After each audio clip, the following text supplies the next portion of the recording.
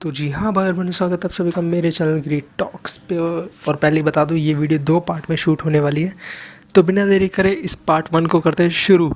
लेकिन उससे पहले यार, अब मैं आपको ये बता दूँ कि काफ़ी टाइम पहले हम सब ने ये चीज़ तो पता ही होगी सबको कि काफ़ी टाइम पहले काफ़ी अलग अलग प्रजातियाँ एग्जिस्ट करती थी। जैसे डायनासोर हो गए, काफ़ी सारी मछलियों की प्रजाति एग्जिस्ट करती थी जो आज के टाइम पर विलुप्त हो गई है।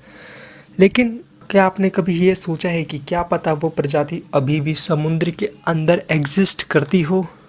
क्या पता, कुछ भी हो सकता है ना हमारे इस अर्थ में, एनीथिंग इज़ पॉसिबल। लेकिन क्या आपने कभी सोचा जो मेगालोडॉन जो प्रजाति थी वो आज अभी है कि नहीं? सब साइंटिस्ट यही कहते हैं कि वो विलुप्त हो गई, लेकिन क्या वो समुद्र के अंदर अभी भी प्रेजेंट है?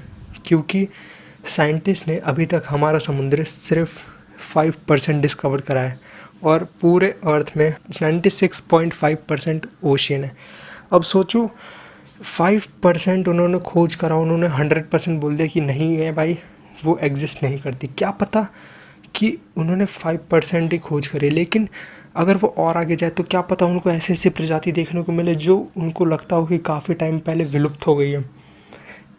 अगर आपको याद होगा तो आपने एक मूवी देखी थी गॉडजिला नाम की। उस मूवी में वो जो डायनासोर था वो पानी के अंदर भी तैर सकता था। अब क्या पता कि वो डायनासोर अभी भी ज़िंदा हो। वो सब तो ये भी कहते हैं कि मतलब काफ़ी टाइम पहले डायनासोर विलुप्त हो गए थे, मीटियोर गिरा, डायनासोर विलुप्त हो गए। उसके बारे में डिटेल में कभी और बात करेंगे, लेकिन सब लोग यही कहते हैं कि वो डायनासोर विलुप्त हो गए। लेकिन क्या पता कि कुछ डायनासोर अपने आप को बचाने के लिए समुद्र के अंदर चले गए, समुद्र के अंदर बिल्कुल गहराई में। और अगर आपको गहराई नहीं पता समुद्र की, तो समुद्र की गहराई होती है 12,010 फीट। और आपने उस मूवी में देखा होगा कि उस मूवी में वो डायनासोर कितने अंदर पानी में चले जाता है, पूरा ही अंदर डूब जाता है। और देखो, अब मीटियोर ऊपर से जब गिरे होंगे तो फिर तो ज़मीन पे गिरे होंगे, है ना। ज़मीन के सारे डायनासोर विलुप्त हो गए, लेकिन क्या पता कुछ जो डायनासोर जिनको तैरना आता हो, जो पानी में सांस लेने की क्षमता जो रखते हैं, वो डायनासोर पानी के अंदर चले गए और फिर उससे, और फिर क्या पता वो बच गए हों। हो सकता है ना, मतलब, और अभी वो बाहर नहीं आ रहे हो, या फिर कुछ और ही, मतलब इसके बारे में अगले पार्ट में बात करेंगे। लेकिन साइंटिस्ट अगर और खोज करे समुद्र के ऊपर, तो फिर क्या पता उनको अलग अलग नई नई प्रजातियां देखने को मिले, जैसे कि मेगालोडॉन हो गया, और भी कई सारी मछली, शार्क की प्रजाति, वाइट शार्क हो गया, द ग्रेट वाइट शार्क, जिसको शार्क की प्रजाति में सबसे ताकतवर शार्क माना जाता है, वो हो गई। गॉडजिला हो गया, कई सारे डायनासोर्स हो गए।